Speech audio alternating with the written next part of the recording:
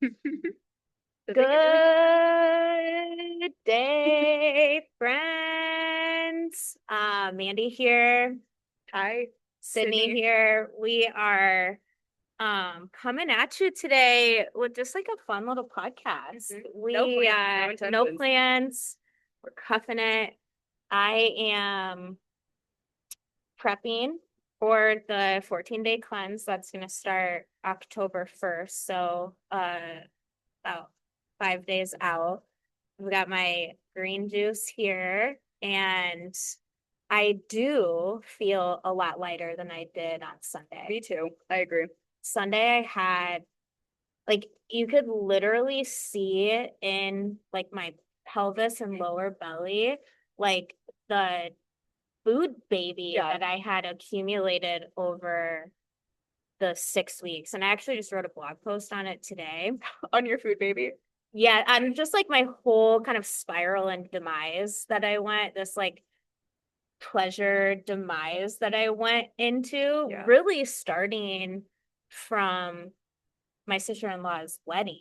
It was like that travel out to Boise, the fried food, the drinks, the late nights, like all of that. And then it's just snowballed and spiraled into September 20, what's the date today? 26. 26th. It's like, so it's been like this kind of 6 week, just like, debauchery. And we were talking about, I mean, it's like eating all the foods that suck, eating all the, or, using the substances that I don't normally use, not sleeping well, my digestion, the bloat, and like, and then the shame and the guilt and the escape and the spiral and the hating myself and the unhealthy thinking of me being like, okay, so the only way that I can combat this is to fast, Yeah. which AKA means starve Starve myself. yourself.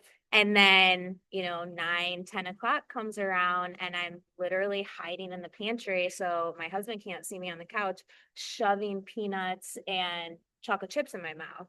And it's like, we had a really powerful class on Sunday, the Kundalini class. And my intention for that was like, get your shit together, Mandee. Like, balance, clear, and like refocus. And so then Monday, I started to work towards that, and it hasn't been perfect, but I do feel a lot lighter. I feel a lot like clearer, and I'm like so excited to start the cleanse because I really think that that's just gonna like kickstart me back into this, health routine.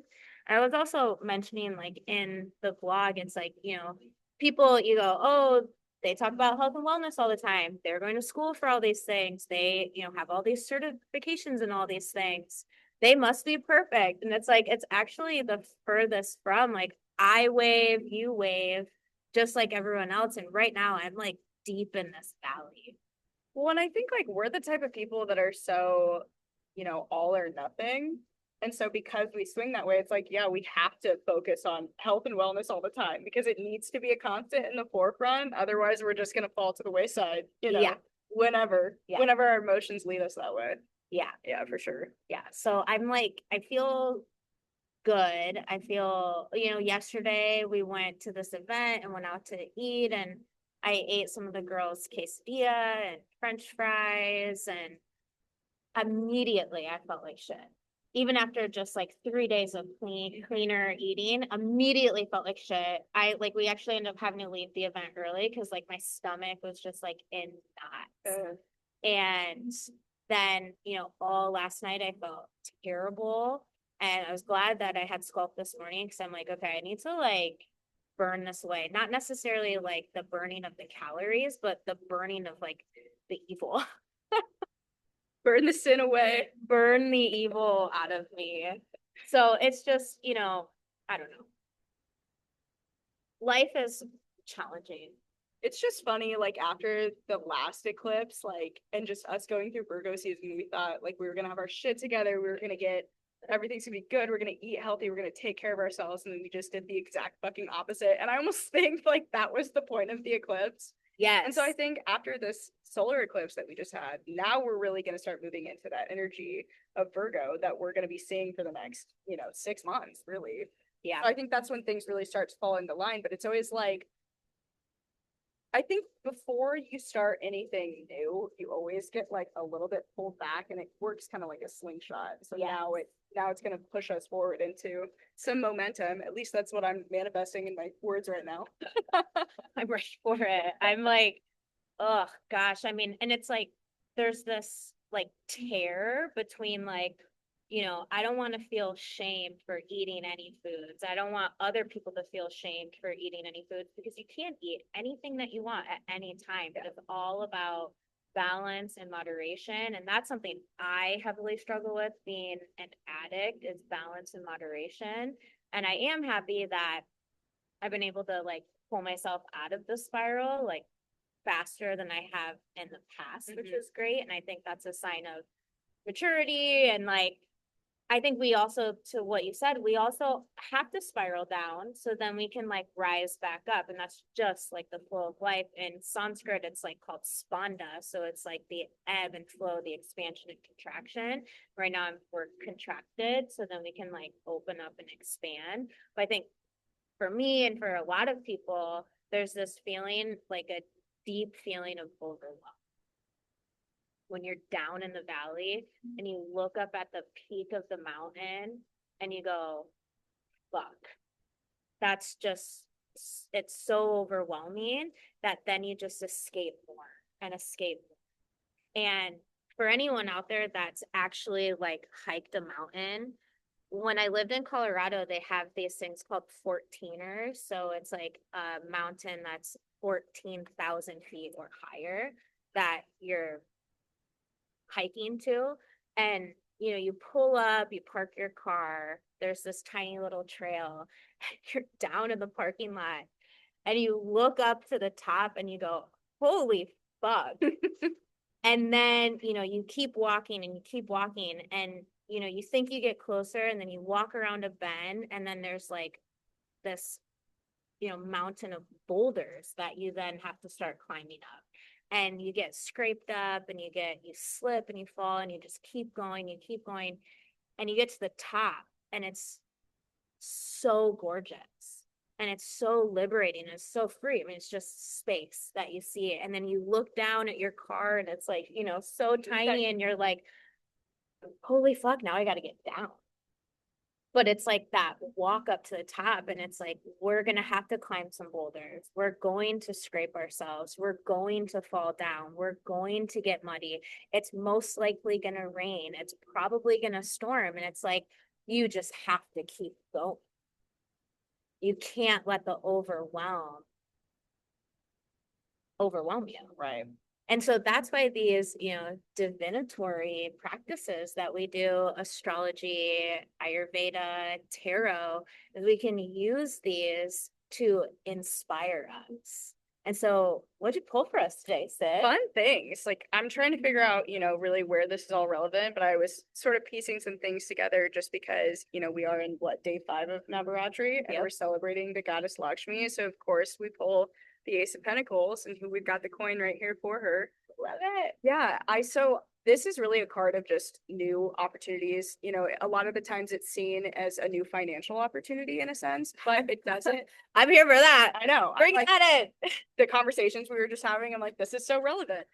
No, but I really like this energy, and I love how it was clarified by material and spiritual prosperity, because again, Lakshmi is a goddess that you want to invoke for not only material wealth, but more importantly, spiritual wealth. So I think that this is a really good time to start to manifest those two things and bring in that newness that's really being brought about by that solar eclipse that we just had. Pushing us further into that Virgo energy that's going to start to clear things out so that we can bring that newness in, so that we can bring in this, hand of God rather, that has these opportunities, whether they're spiritual or financial or, just things that are going to help us become more secure in ourselves. This could even just be new ways of,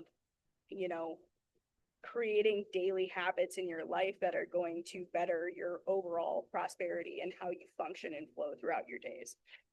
There's a lot of good energy coming in with this, so I really like that pull. I like how you said it doesn't necessarily have to be financial wealth, but it can be spiritual wealth. Being at Blake's work conference with him a couple weeks ago, and then last Friday I went out to eat with a couple attorneys and Blake, and they're so finance focused. And they asked me what it was that I do, and I said, well, let me put it in terms that you know. He said, you build your bank account so you have all of this accumulative financial wealth. Well, what I do is I build your health wealth bank account. Because what happens for most people is that we sacrifice our body, mind, soul, spirituality for financial wealth. And then when we get to this space where we have an accumulation of this financial wealth, most often you feel unfulfilled. Mm-hmm. Or you're so broken physically and mentally that then you have to use that wealth that you accumulated to buy back your health. Mm-hmm. And if you just in tandem build not only your financial wealth, but your body, mind, soul, spiritual wealth, then when you get to this massive accumulation of it all, you have the opportunity to then give your wealth in all of those areas back to people. And that's what makes you an elder. Then you're sharing this wisdom that you've accumulated in these wealth accounts. And you have this opportunity to then uplift the people below you or the people around you. And it's like,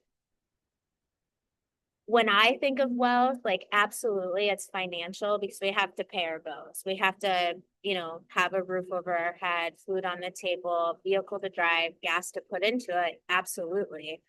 But there's so many of us that are just walking around in these shells of these bodies, and we're not actually experiencing life. We're not tasting the sweetness of what life can actually give us. And so I'm interested, Sydney, what does wealth mean to you? I think for me, sorry, of course, we were just talking about how there was no lawnmowers today, and like immediately when we start the podcast, here's the fucking lawn. Here it is. Wealth is a very multifaceted word. For me personally, I feel like wealth always starts with spiritual wealth. I think that all of it kind of stems from that, whether you're healthy, whether you're financially fit, all of that starts with how you are with you and where you feel inside yourself and in your connection to the world around you. So I think that would kind of be my definition of wealth. It would be more of like a priority list of like which one of those things takes the top spot. And so for me, it would be spiritual. Because I don't think that you can really have any other forms of wealth without having that. You could, but I think, like you were saying, at the end of the day, you're not going to find fulfillment in that. Yeah. Yeah. I always think about it. I think about wealth too. Like, I worked for 8 years to build my yoga classes from literally no one coming to having like more people on the wait list than in class. And I always felt like, okay, awesome. This is, my worth is how many people are in my class. And that was really drilled into me by the studio that I taught at. And then, last year I started looking upon these full classes and no one was listening to a goddamn thing I was saying. Everyone's form was fucking terrible. People are fighting over weights and a spot in the fucking room. And it's like, yes. And it's like, this isn't yoga. What am I doing? Like, I'm incredibly unfulfilled. So I made it to the top of this mountain and the view sucked. Yeah. It absolutely sucked. So then now I'm at this point with my new studio, being out on my own, of having much smaller classes. I mean, my studio can only hold 10 people. 16 max and it's super tight and I don't want that tight feeling. I want there to be space. But even so, having like no one show up for classes, having one or two people show up for classes, it's like a major hit on my ego. And it feels like my bank account is overdrawing, where it's like you're not gaining anything, you're losing something. And I've had to like really reframe my mind set around like what the wealth of my classes are. And I have to remind myself that even if no one shows up, it's most likely not something that's like personal to me. It's like we all have lives. We've got soccer practices, we've got events, we have illnesses, we have all of these factors that go in. And so I have to like remove my ego from it because it's most likely not me. Because I know I'm a great teacher and what I have to offer is great. But then I'm like, why is no one coming? And we were just talking about this before we recorded. It's like the depth that I want to go in my teaching, in my counseling, and my mentorship is a depth that not a lot of people are willing to go to. And I feel like when you dive into that depth of yourself, then you tap into this wealth of prana, of life force that then, like you said, it's this slingshot that catapults you forward. And then everything falls into place. The money starts to flow in, the relationships start to flow in, the opportunities start to flow in. But you have to be willing to go to that place inside of you to tap into that unlimited, uncapped well of wealth potential. And it's a daunting thing to do because, most people, the reason they don't want to do that is because there's a lot of shit you have to weed through in order to get to that, piggy bank, if you want to call it that lies within. And it's murky and it's muddy. And it's like, are you willing to find that? Are you willing to get there? And are you willing to use all of the tools at your disposal in order to reach that? And are you willing to like very seriously let go of the things that are holding you back? We say it all the time where it's like release the things that are no longer serving you. And it's like easier said than done. It is because it's like you have to find out what that is. And it's so many people are so afraid to like go in and actually see, okay, what is it that doesn't serve me? When I think most people really do know, but a lot of the times it's like you're just, and this by most people, I am most people. Same. I am most people. Same. And I know the shit that I need to let go of, but at the same time, I haven't gotten to that point where I can fully do that. But I don't think there ever really is a point. It's just a gradual thing that happens, but it's the consistent willingness to go to that place or those places and look at things that maybe you don't want to look at and continue recognizing it. And just because you haven't let it go yet doesn't mean that you're not in the process of letting it go. Yeah, I think also like accountability of your actions. A lot of people don't want to take accountability. It's easier to point the finger outside of you. And maybe we hold on to that toxic relationship because it's easier to blame them instead of ourselves. Or maybe we hold on to the substance because it's easier to numb out than it is to do a particular Kriya or yin practice. I mean, my God, yin is like you want to see yourself and meet yourself and move through some stuff. Yin is a practice that's so beautiful for that. Kundalini, I think that's why we're so attracted to that. Definitely. But it's like, are you willing to let go of that relationship? Are you willing to, I love chocolate chip cookies. Am I willing to get rid of, let go of the sugar, even though I know it's not helping me, but it tastes so good? Or this relationship that isn't healthy, but I'm just so used to being in it. And you're so like embedded with that person, and it's so hard to cut the ties of it. Or even like the thoughts that you have in your mind, it's like it's so easy for us to like dwell in the negative. And can you, or are you willing to like start to reframe that negativity into something that's positive? exactly what I was going to say. It's like it's not always just fully letting go. Sometimes you let go of something merely by just looking at something from a different perspective, and suddenly you've just released it. And it's like but at the same time you didn't fully release it. It's still there, but now you just view it differently. But it released all of the emotions that old viewpoint carry with it. Yeah. And so I feel like those are the subtle changes that are a little bit harder to see when you do start tapping into that well, you know? Yeah. And I think once you get closer to that part of yourself, you start to realize, oh my God, everything that's around me is emanating from me. So the minute that I start to work on these things that are within me, well, my whole entire reality is changing outside of me, you know? Yeah. It's a very hermetic concept too. It is very hermetic. I am curious, like, where you're at in training right now for astrology school. I actually just finished the signs or the houses, like the lectures on the three house, the three lectures on the houses. And I'm like getting caught up in the textbook, but so far we've studied like planets, signs, and houses, which really are like the foundation of astrology. And it's really opened my eyes to so many things. And there's so many things I don't know and I'm so curious about.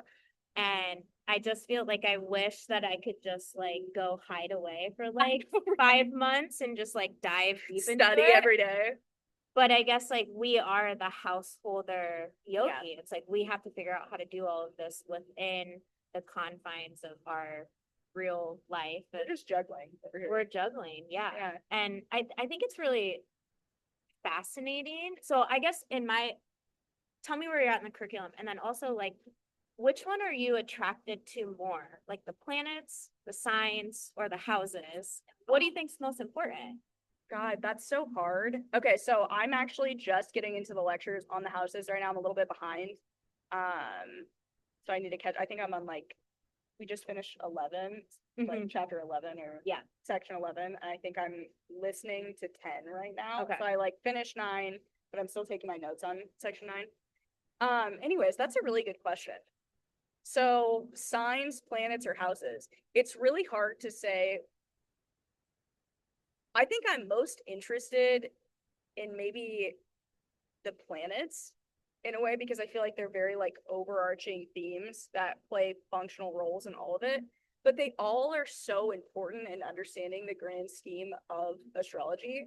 I was actually listening to a lecture that he just posted this morning on the decans. And he's like creating this schooling specifically over the decans for like anyone who's in the program who wants to dive deeper. Very fascinating and really kind of interested in learning more about that. But in a sense, what I grasp is that the decans there's 36 of them. And so like each sign has 3 decans in them that are split up into like 10 degrees. Okay. And so it just means like these decans are essentially like planetary rulership over these signs, but in different phases. So like in each phase of that, it's a different planet that would rule over that decan within that time period of the sign. Does that make sense? Yeah. Sorry, stay with me here. Yeah, we're going somewhere here. And so I'm very fascinated in this because there's a lot of people who have tied the decans in with the tarot. And so there's a lot of people will read based off of like, oh, this is the tarot card that is associated with this decan. So there's also like a long history of like magic within Egypt that actually practiced the worship of different archetypes, deities through these decans that actually long surpasses Hellenistic astrology. So I'm very interested. Wow. I would love to deep dive in that.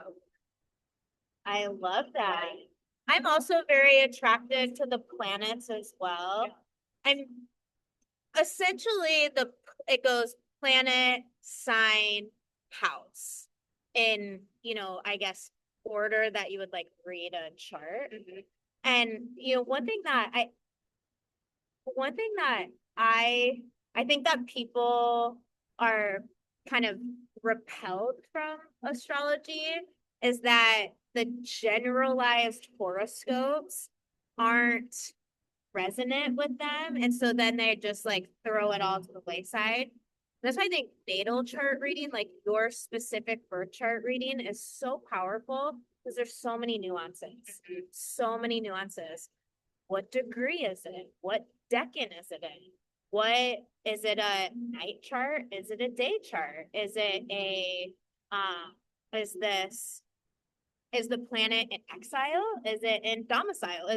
There's just there's so many layers and nuances to it that I think having an individualized birth reading, natal chart reading, is so much more effective than a generalized horoscope reading, because there might not be things that are resonant with you. And most horoscope readings are on your sun sign. And they've actually, Vedic astrology and even Hellenistic Western astrology, really your rising sign is much more important. Yeah. I mean, it sets the whole scene for the rest of your chart. Yeah. Of which I never realized until we started diving into this astrology school, is like, the other thing that I really love that our teacher says is, we have this tendency to say, my moon is in the sign of Aquarius in the fifth house. My sun is in Virgo in the 12th house. And it's, he always says, like, remove the my. According to my chart, the sun is in the 12th house. And I always like, what makes you, have you noticed that he says that? And what do you feel about that? I think he's just trying to take away the over identification that comes along with things like astrology, things like even reading tarot. Like, yes, you can so heavily over identify yourself with anything, with being a yoga teacher, with being a mom, with whatever. So he's trying to take away that mindset in order to allow for a better understanding of how these subtle energies are really playing into our lives, as opposed to, this is what I am, this is who I am, this is why it's happening. It's like, no, you have an interaction with these energies that are coming through. This is how you have an interaction with them. So it's not that everything's set in stone, but rather this is a way, a mode in which you may or may not operate. Yes. I 1000% agree with you on that. I think that we have to remember that we have all of the planets, all of the houses, all of the signs, all of the elements, all of the doshas. We have it all inside of us. So like in my Ayurvedic practice, it's like, I'm a kapha. And it's like, well, you're actually all of them. You just have kapha dominant. And there's light sides to that, and there's shadow sides to that. I'm a Virgo sun. There's a lot of light sides. There's a lot of fucking shadow side to being a Virgo sun. And it's, I think exactly what you said is like, I think people think like this snapshot of your natal chart is like set in stone, and you can't change it. You can't change the placement, but you can change the behaviors that those placements influence. You absolutely can. And also you have to remember that those behaviors are constantly being changed and influenced based on where the sky's chart is at any given moment. Yeah. And so I think that that's where things get really mixed up in terms, because astrology is so expansive. You have to look at so many things at once to really get like a full scope of what's going on. And people get stuck on the fine details. And I feel like astrology is a practice that you never stop learning. Like, it's like, oh, I had my natal chart read once. It's like, well, you need to have it read. And I actually think like eventually, I think like level 3 or something is astrological therapy. Like, I don't think it's called therapy because there's like a licensing and like a legality to that word, but it's basically, I guess you could use counselor. Yes. Like an astrological counselor. So then it's like you're seeing people repetitively, and then you start to build this relationship with them and their chart and the current sky. Yeah. And you can help to guide. And so like, I think hopefully eventually as our world kind of shifts into this like Aquarian age mindset, remember Aquarius is the kind of the rebel, the outsider. And so as we start to like shake away from these, you have to go to a doctor and a therapist and you have to do all these things. It's like, well, there's actually other avenues that you can take instead of going to talk therapy, or instead, because sometimes talk therapy, like I hated talk therapy because it was like, I don't want to relive any of this shit. Yeah. And I have to do it every fucking week. I have to bring all this shit up every single week. Like, I'm trying to like, and I'm sure that there's personalities and people that really serves.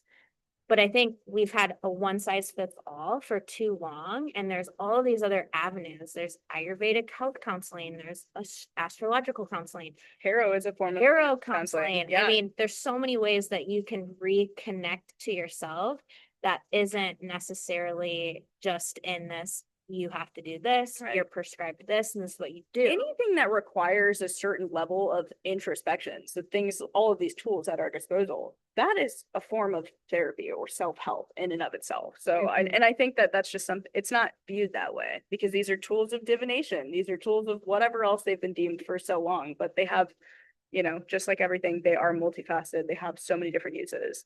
Yeah. So just know that you're not alone in this crazy, spiraling, gigantic world out there. You are not alone. And if what you're doing isn't working, know that there's avenues that you can explore that might serve you better, i.e., getting a tarot reading from Sydney, get a dosha assessment with me. You can work with either of us in terms of mentorship and counseling. And we also fully realize that we're not everyone's person. And so if we're not your person, there's someone out there or a group of people out there that are your people in person. And my hope for everyone out there is that we use this lifetime to better ourselves, to enhance our radiance, and to uplift those around us. And I think the only way that you can do that is to go back to what we were first talking about, and that's diving deep into those places that are scary and dark and overwhelming and uncomfortable, and also not guilting or shaming yourself when you're in those places. And they're not places to avoid in any way. I'm reading this really interesting book right now called The Mysteries of the Dark Phase of the Moon. And she's talking about how everything kind of follows the cyclical nature of the moon. She's talking about how potentially right now, for the past 500 years, we might be in the dark phase of the moon. And so it almost seems like the feminine, the goddess, has removed herself or abandoned us. And we're kind of coming into a more waning phase of the moon where we're awakening, where she's coming back. We're starting to make that turn back into the light. And just know, like, we have these dark phases of the moon inside of us. And so I was definitely just in this dark phase of the moon, and now I'm coming out and I'm waning back up into like fullness and brightness. But just like know that these peaks and valleys, these lights and these darks that we experience in life, that's the spanda, that's the ebb and flow, the expansion and contraction. And if we don't have that movement, then we stay stagnant. And I have this like, it's like a rain ravine. It looks like they basically just dug this gigantic fucking hole in the ground, and that's where all the rainwater gets collected. In Omaha, we have a huge flooding problem. And so these newer neighborhoods have these rain ravines that collect all this water. Well, they've been working on the rain ravine in my backyard for like all summer long, and it's like finished now, but it doesn't fucking drain. Oh no. So we have like a bunch of water. It literally looks like a pond, but there's no movement in it. And so what happens when there's no movement is that things start to get stagnant. Algae and mold and nastiness starts to develop. And I feel like so many of us are so stagnant. We have no energy moving us around. And so then we just get stuck. And then when you're stuck, you don't know where to go. And it's just easier to stay where you're at. Yeah. I think the moon shifting into Sagittarius this weekend is going to start to shake a little bit of that up too. We're moving from Scorpio, which we're still in tonight, into Sagittarius tomorrow, I think, and over to Saturday or Sunday. And there's a lot of like expansive energy that comes with the Sagittarius moon. So I feel like if we're going to start to feel like some after effects of this eclipse starting to take form and action, whether it be physical or mental, it's definitely going to be coming around when Sagittarius hits. Well, if you don't know much about Sagittarius, it's like the party sign Oh, yeah. of the zodiac. And I'm sure you didn't do this on purpose, I but did. you planned your bachelorette or your bridal shower Oh, yeah. in a Sagittarius moon. I mean, Very true. isn't that crazy? So this is, and it's not even necessarily like party, like get drunk, smoke a bunch of weed and like stay up late. Could be. It could be, it absolutely could be. Or it could be like, meet your best friend at the rec center with a green juice in hand and you talk about life. Like, so Talk that could about be the being party healthy. too. Like, so just as you go off into your weekend, make sure that you're taking care of yourself. Make sure you're giving yourself grace. If you want to reset and cleanse, join us for the 14-day experience starting on the 1st. If you really haven't had your tarot read, an individual reading with Sydney in particular, really any tarot reader, but I know Sydney is one of the greatest, is so mind, body, spirit opening. So if that's something that you're interested in, reach out to Sid. She has got you and she's so knowledgeable and so just like intuitive that if that's something that you think will help you, absolutely reach out. If you're curious about your dosha or anything Ayurvedic health related, reach out to me. Comment in the comment section. We want to build a rapport and a relationship. That's exactly why we started doing these. So we could build this community of like-minded weirdos that love just talking about the peaks and the valleys of life. Yeah. Being So, odd and shit. Yeah. Very Aquarian of us. So have fun this weekend. Reach out to us if you need us. We are here for you. We love you all so much from the bottom of our hearts. We'll see you next time.